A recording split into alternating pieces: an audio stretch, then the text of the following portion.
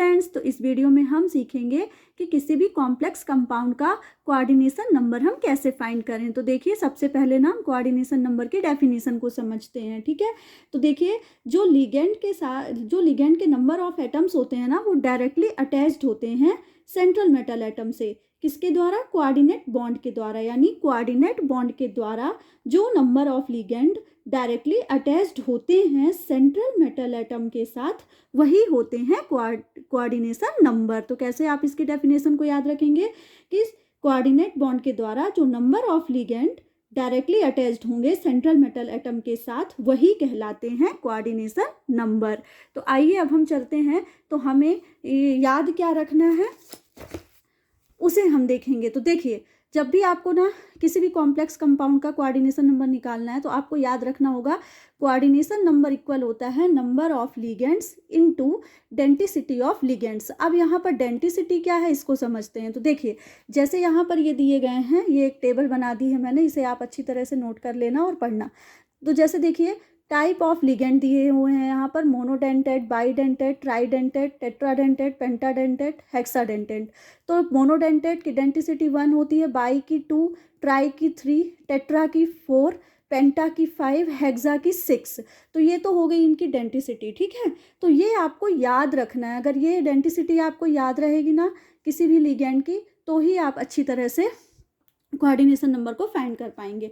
तो आइए अब हम चलते हैं एग्जाम्पल में। तो देखिए, यहाँ पर एक कॉम्प्लेक्स कंपाउंड है, आपको ये याद रखना है कॉम्प्लेक्स कंपाउंड है। तो कोऑर्डिनेशन नंबर हमें अब इसका कॉम्प्लेक्स कंपाउंड का अगर कोऑर्डिनेशन नंबर निकालना है, तो हमें क्या क्या याद रखना पड़ेगा? कोऑर्डिनेशन नंबर इक्वल होता है number of ligand into density. तो यहाँ पर देखिए, एक कॉम्प्लेक्स दिया गया है, कॉम्प्लेक्स कंपाउंड CuNH3 का होल 4 SO4। तो अब यहाँ पर याद रखिएगा कि यहाँ पर देखिए अमोनिया लगा है, यहाँ पर 4 अमोनिया है। ठीक है, तो यहाँ पर हमने लिख दिया 4। अब इसकी डेंसिटी क्या? अब अमोनिया क्या है? मोनोडेंटेट लिगेंड है, तो इसकी डेंसिटी क्या होगी? 1 होगी। तो यहाँ पर 4 × 1 हो जाएगा 4। यानी इस कॉम्प्लेक्स कंपाउंड का जो कोऑर्डिनेशन नंबर है वो हो जाएगा 4। अब देखिए, यहाँ पर दूसरा हमने कॉम्प्लेक्स कंपाउंड लिया हुआ है COEN का होल ट्वाइस H2O का होल ट्वाइस Cl3। तो अब देखिए, यहाँ पर ये एथिलीन डाइएमीन है। ठीक है, तो अब हमें इसे याद रखना पड़ेगा, ये बाईडेंटेट होता है। ठीक है, तो इसलिए यहाँ पर हमने 2 रखा। अब ये कितने हैं? 2 हैं, तो यहाँ पर इसलिए हमने 2 से मल्टीप्लाई कर दिया, तो 2 × 2 प्लस, अब ये वाटर है, वाटर की डेंसिटी भी क्या होती है? वाटर कितने हैं? 2 हैं, और वाटर की डेंसिटी क्या होती है? 1 होती है, इसलिए यहाँ पर हमने कर दिया 2 × 1। तो यहाँ पर जब हमने इसे सॉल्व किया तो 6 आया। यानी इस कोऑर्डिनेशन कॉम्प्लेक्स का जो इस कोऑर्डिनेशन कॉम्प्लेक्स का जो कोऑर्डिनेशन नंबर है वो होगा 6। अब यहाँ पर देखिए, तीसरा कॉम्प्लेक्स कंपाउंड हम देखते हैं K2FeEDTA।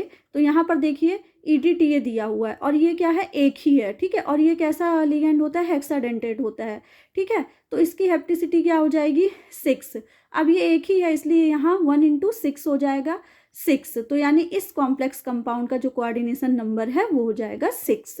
Thank you so much guys. Video पसंद आए तो लाइक शेयर जरूर करिएगा। Thank you so much.